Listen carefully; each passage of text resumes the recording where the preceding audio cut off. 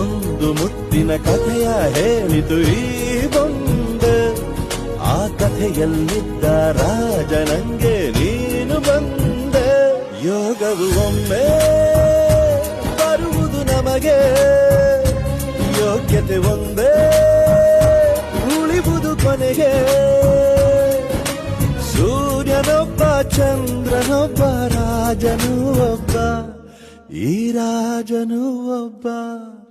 ಆಡಿಸಿಯೇ ನೋಡು ಬೀಳಿಸಿಯೇ ನೋಡು, ಎಂದು ಸೋಲದು ಸೋತು ತಲೆಯ ಬಾಗದು.